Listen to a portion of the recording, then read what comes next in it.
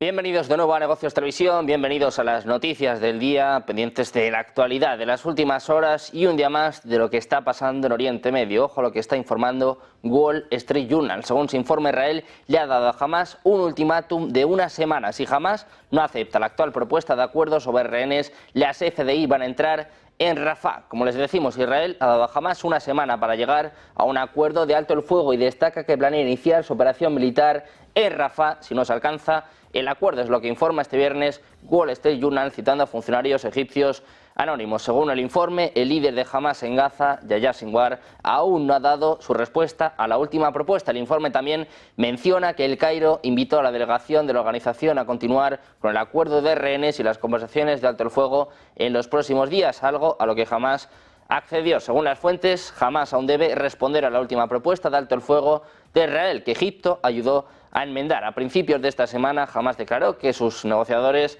viajarían pronto a Egipto para continuar las discusiones sobre un alto el fuego en Gaza, mientras que los medios israelíes informaron de que los funcionarios del país creen que Hamás va a rechazar su última oferta. Hamás sigue insistiendo en la retirada total de Israel. También habla de terminar directamente con este conflicto, que sea una tregua total. De momento, Netanyahu sigue insistiendo en entrar en Rafah. Ha dado una semana a Hamás para aceptar este acuerdo. Miramos también a Siria. Ha acusado este viernes a Israel de herir a 8 miembros de su ejército durante un nuevo ataque aéreo contra las afueras de Damasco, el primer bombardeo de este tipo denunciado por el país árabe en las últimas 2 semanas. Sobre las 10:05 hora local del día 2 de mayo, Israel lanzó una agresión aérea desde la dirección del Golán sirio ocupado contra una posición en las cercanías de Damasco. Es lo que informa el Ministerio de Defensa sirio en un comunicado que cita a una fuente militar no identificada. Según la breve nota, al menos 8 soldados resultaron heridos a causa de la acción, que también causó daños materiales. El Observatorio Sirio de Derechos Humanos ha indicado en otro comunicado que varias explosiones sacudieron esta noche en la región al suroeste de la capital, cerca de los lindes con la provincia meridional de Quneitra, fronteriza con Israel.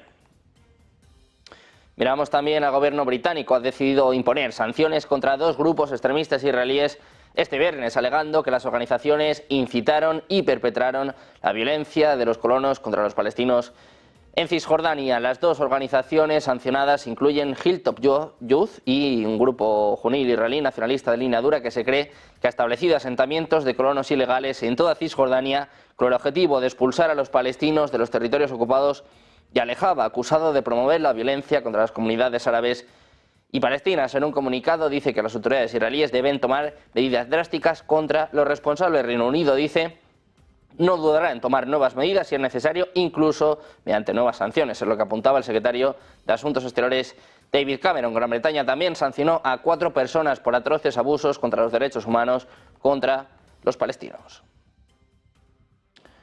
Hablamos también del secretario de Defensa de Estados Unidos, Lloyd Austin. Ha declarado que no ve indicios de que Hamás tenga planes de atacar sus tropas en Gaza, pero que se han llevado a cabo las medidas necesarias para protegerlas. Decía, no comento asuntos de inteligencia en público, pero no veo indicios de que haya ninguna intención de hacerlo. Es lo que ha dicho Austin en una rueda de prensa en Hawái, tras ser preguntado sobre si disponía de información creíble sobre un potencial ataque de Hamás a tropas estadounidenses. Austin compareció tras reunirse en Hawái este jueves en Australia con sus homólogos de Filipinas, Gilberto Teodoro, Australia, Richard Marles, y Japón con Minoru Kihara, cuando los 4 países aumentan sus lazos de defensa para contrarrestar a China en el Pacífico. Añadía Austin que no obstante es una zona de combate y que todo podría ocurrir, por lo que la seguridad de las tropas estadounidenses es muy importante para él. Además, afirmó que se han tomado las medidas de seguridad para asegurar que las tropas estadounidenses estén protegidas.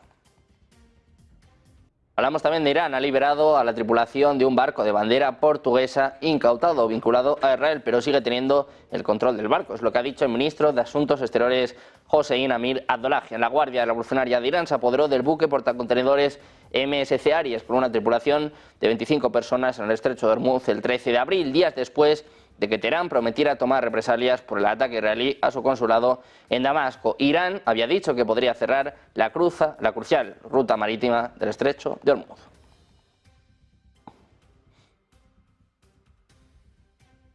Precisamente miramos al Mar Rojo. Los hutíes de Yemen atacarán a los barcos que se dirijan a puertos israelíes en cualquier zona que esté dentro de su alcance. Es lo que ha dicho este viernes el portavoz militar Yahya Sarea en un discurso televisado donde apuntaba a que van precisamente a apuntar a cualquier barco que se dirija a puertos israelíes en el mar Mediterráneo, en cualquier zona a la que puedan llegar. Los hutíes, con sede en Yemen, han declarado este viernes el comienzo de lo que denominan la cuarta etapa de escalada. Esta estrategia gira en torno a la implementación de un bloqueo a los buques de carga israelíes en el mar Mediterráneo. Además, la milicia advirtió que impondrían sanciones a todos los barcos de compañías vinculadas a los puertos de ocupación que pasen por su zona de operaciones independientemente de su destino. Añade que si el ejército israelí continúa con su planeada invasión en Rafah, llevarán a cabo estos actos. Las Fuerzas Armadas yemeníes dicen en el comunicado, basadas en el apoyo del amado pueblo yemení y de todo el pueblo libre de la nación, no dudarán en prepararse para etapas de escalada más amplias y más fuertes hasta que se detenga la agresión y el asedio al pueblo palestino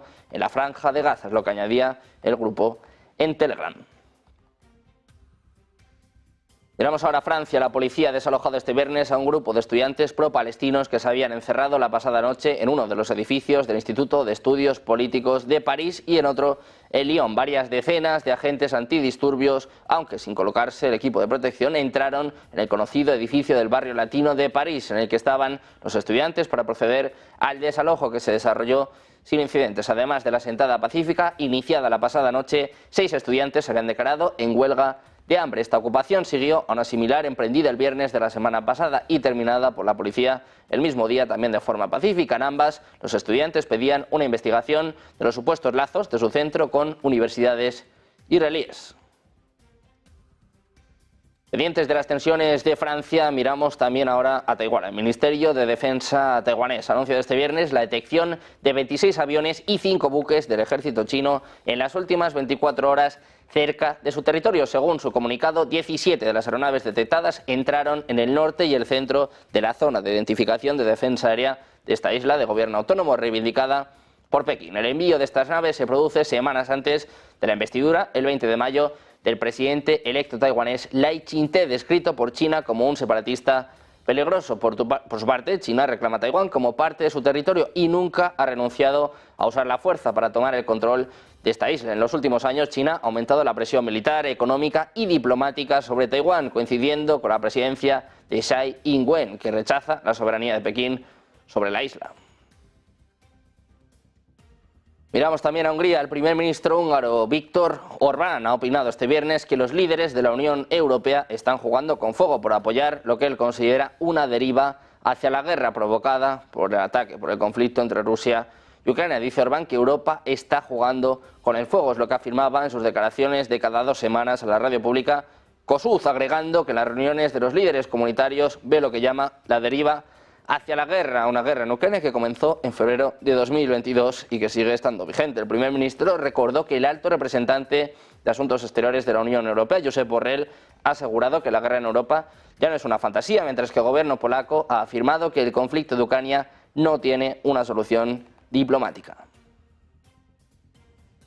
Miramos también a China, al presidente chino Xi Jinping, que viaja este domingo a Europa, determinado a defender su alianza con Rusia durante una gira que lo llevará a Francia, apoyo clave de Kiev, y a Hungría y Serbia, más cercanos, en este caso, a Moscú. Es la primera gira europea de Xi desde la pandemia del COVID-19, en la que el gigante asiático se aisló prácticamente del mundo durante casi 3 años. El dirigente chino confía en renovar el contacto y profundizar en sus relaciones con Europa para compensar las recurrentes tensiones con Estados Unidos, pero sin renunciar a sus lazos con Moscú. La gira también servirá de plataforma para expresar el descontento de Pekín por las investigaciones abiertas en Europa contra las prácticas comerciales de China. Precisamente China ha lanzado con éxito hoy la misión Chang'e 6 el viernes por la tarde con la nave espacial con destino al Polo Sur, a la cuenca Aitken, en la cara oculta de la Luna. La misión tiene como objetivo recolectar muestras de polvo y rocas de la cara oculta de la Luna. Tras una adquisición exitosa, estas muestras se someterán a un proceso de 2 pasos para su transporte de regreso a la Tierra. En 2020, Beijing lanzó su primera misión de retorno de muestras lunares para recolectar material del lado cercano de la Luna, la parte de la Luna que siempre mira hacia la Tierra. Miramos también a Rusia, hablamos de la tensión en Níger, y es que en las últimas horas personal militar ruso ha entrado en una base aérea en Níger que alberga tropas estadounidenses. Es lo que ha asegurado a Reuters un alto funcionario de defensa, una medida que sigue a la decisión de la Junta de Níger de expulsar a las fuerzas estadounidenses del país. Los oficiales militares que gobiernan la nación de África Occidental han dicho a Estados Unidos que retire a sus casi 1000 militares del país, que hasta el golpe de Estado del año pasado había sido un socio clave en la lucha de Washington contra los insurgentes que han matado a miles de personas y desplazado a millones más. Un alto funcionario de defensa estadounidense que habló bajo condición de anonimato asegura que las fuerzas rusas no se estaban mezclando con las tropas estadounidenses, sino que estaban usando un hangar separado en la base aérea 101, que está al lado del aeropuerto internacional de Orijamani en Niamey, la capital de Níger. La medida del ejército ruso coloca a las tropas estadounidenses y rusas muy cerca, en un momento en que la rivalidad militar y diplomática de las naciones es cada vez más enconada por el conflicto en Ucrania.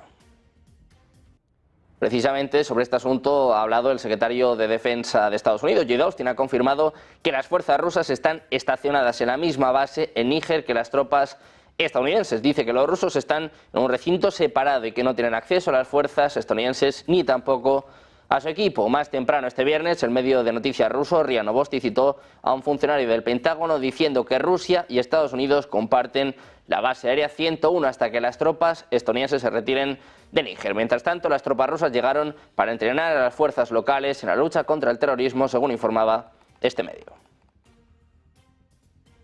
Muy pendientes de las tensiones de Níger, miramos ahora a la OTAN, a la Unión Europea y a la OTAN. Han denunciado este viernes una campaña rusa de ciberataques contra partidos políticos e instituciones en Alemania y República Checa, avisando de que tomarán medidas para responder a las amenazas orquestadas por el Kremlin. En dos comunicados publicados al mismo tiempo, los Estados miembros de la Unión Europea y los aliados de la OTAN señalan a Rusia por la campaña de ciberataques contra el Partido Socialdemócrata alemán, así como ataques contra instituciones en República Checa. Insisten en que Moscú sigue un patrón de comportamiento irresponsable con ataques contra instituciones democráticas, entidades gubernamentales e infraestructuras críticas.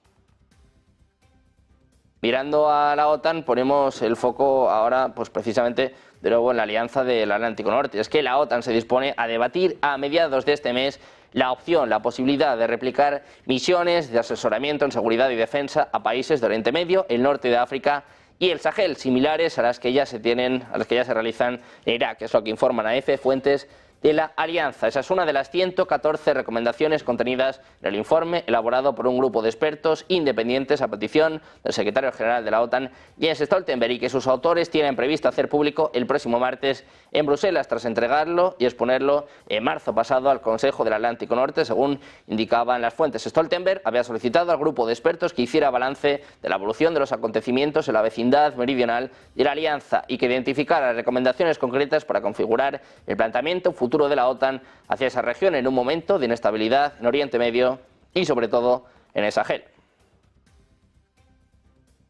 Hablamos ahora de España. De la ministra de Defensa, Margarita Robles, ha respaldado hoy en Eslovaquia el refuerzo militar del flanco este de la OTAN frente a la amenaza rusa, con un batallón multinacional en este país de casi 1.500 efectivos en el que España participa por primera vez y que liderará a partir del 1 de julio. Nuestro país va a enviar una unidad de helicópteros de ataque compuesta por 3 Tigre y 2 NH-90, aunque aún quedan 2 meses para el arranque de esta nueva misión de disuasión en Eslovaquia. Llevan desde mediados de marzo 608 militares españoles preparándolo todo, a los que se van a sumar otros 150. Robles se desplazó hasta la ciudad eslovaca de Les para visitar al contingente patrio. A estos hombres ha dirigido la ministra, recordándoles que se trata de la aportación más grande en el exterior, que responde al compromiso de España con la OTAN de reforzar el este de la alianza. Decía Robles que una vez más España demuestra su compromiso de solidaridad con los países aliados, con unas magníficas relaciones, como en este caso con Eslovaquia. Además, ha destacado el magnífico trabajo de disuasión que realizan los militares españoles. Hablamos también de Reino Unido. Del ministro de Exteriores británico David Cameron ha anunciado este viernes que Reino Unido seguirá ayudando a Ucrania tanto militar como económicamente. Ya ha confirmado el desembolso de 3.000 millones de libras al año. Dice que no solo este año o el siguiente, sino que todos los años que Ucrania necesite. Cameron ha visitado Kiev, desde donde ha reivindicado a Reino Unido como uno de los primeros países en proporcionar armas a Ucrania y en firmar un acuerdo de seguridad. Ahora es también el primero en anunciar un paquete plurianual con vistas a que otros países sigan su ejemplo. El jefe de la diplomacia británica ha subrayado en un vídeo difundido en las redes sociales que este tipo de programas son cruciales para un país que ha sido invadido ilegalmente. Además, señala que la seguridad de Ucrania es la mejor inversión que se puede hacer para garantizar su propia seguridad y prosperidad. En este sentido, ha advertido de que en Ucrania se juega también la seguridad europea y ha marcado dos escenarios diferentes. Uno, en el que hay una paz justa, en el que Ucrania recupera la soberanía y la OTAN se vuelve más fuerte, y otro, en el que el presidente ruso Vladimir Putin se anota una victoria y el mundo se vuelve más inseguro, incierto y peligroso. Mientras tanto, seguimos mirando a Reino Unido, declaraciones de Cameron, y es que decía también que Ucrania debería tener libertad para atacar objetivos en territorio ruso con armas que reciba de Londres. Es lo que afirma el secretario de Asuntos Exteriores británico durante una visita a Kiev. Decía literalmente que Ucrania tiene ese derecho, así como Rusia está atacando dentro de Ucrania. Se puede entender por qué Ucrania siente la necesidad de asegurarse de defenderse. Es lo que decía frente a la Catedral de San Miguel en Kiev, según recoge la agencia Reuters. El uso de armas, misiles y municiones suministradas por los aliados de la OTAN para atacar en territorio ruso ha sido visto anteriormente como una línea roja importante para el presidente ruso Vladimir Putin. Sin embargo, Ucrania se ha envalentonado después de los ataques contra refinerías, centros militares y aeródromos en toda Rusia, aunque insisten que hasta ahora solo se han utilizado drones y misiles de producción nacional. Miramos de nuevo al secretario de prensa del Kremlin. Hablamos de Dmitry Peskov. Ha dicho este viernes que los recientes comentarios del secretario de Asuntos Exteriores británico, David Cameron, hablando de que Ucrania tiene el derecho a atacar a Rusia utilizando armas entregadas por Reino Unido, son peligrosos y representan una escalada verbal por parte de las partes involucradas en el conflicto ucraniano. Dice Peskov que es una escalada directa de la tensión en torno al conflicto ucraniano, que podría representar potencialmente un peligro para la seguridad europea y para toda la arquitectura de la seguridad europea. Todo esto después de que Cameron señalara que Ucrania tiene derecho a utilizar armas británicas para atacar territorio ruso. Precisamente el portavoz de Kremlin, Dmitry Peskov, ha calificado de muy importantes y muy peligrosas las declaraciones del presidente francés Emmanuel Macron sobre el posible despliegue de tropas en Ucrania. Dice que la declaración es muy importante y muy peligrosa, que Francia, representada por el jefe de Estado francés, habla constantemente de la opción de su implicación directa en el conflicto sobre Ucrania, que es una tendencia muy peligrosa, es lo que decía Peskov a los periodistas.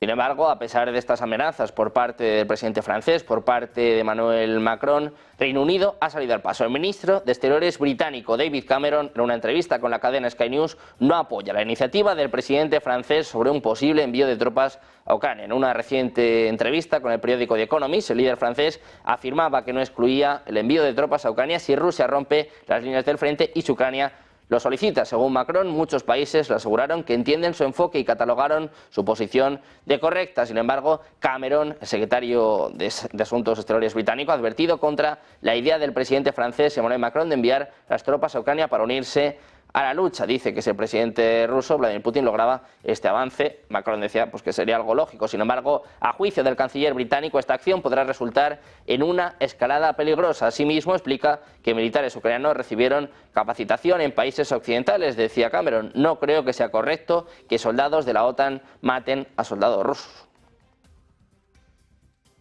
Miramos de nuevo a Rusia, que está dispuesta a considerar propuestas serias para resolver el conflicto de Ucrania basándose en las realidades existentes y las preocupaciones de seguridad de Moscú. Es lo que apunta este viernes la portavoz del Ministerio de Asuntos Exteriores ruso, María Zakharova, según informa Reuters. También ha dicho en una rueda de prensa que Ucrania debe comprometerse a permanecer militarmente neutral en el futuro. Las condiciones son idénticas a las que Ucrania ha rechazado varias veces en el pasado.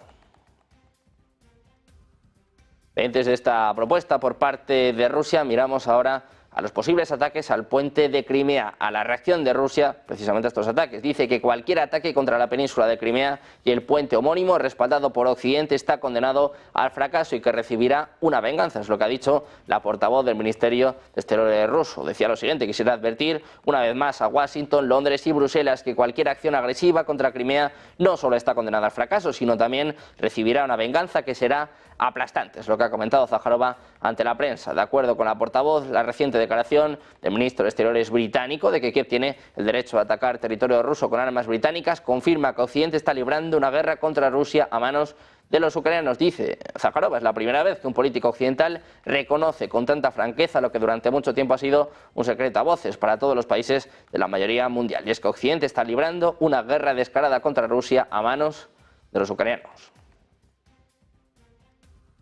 Mientras tanto, el ejército letón está comenzando a cavar zanjas defensivas cerca de la frontera con Rusia, en medio del conflicto en Ucrania, en medio de las tensiones con la OTAN. La primera línea defensiva en Estonia se va a crear a una distancia de aproximadamente 1 kilómetro de la frontera con Rusia, cerca del puesto de control fronterizo de Terejovo, en la región de Luza. Letonia tiene previsto gastar hasta 300 millones de dólares en 5 años para reforzar sus fronteras. Después de las tensiones en Ucrania, los países bálticos, Polonia, Letonia, Lituania, empiezan a protegerse, empiezan a avisar, empiezan a verlas venir. Letonia empieza a dar pasos, empezando a cavar zanjas defensivas cerca de su frontera con Rusia.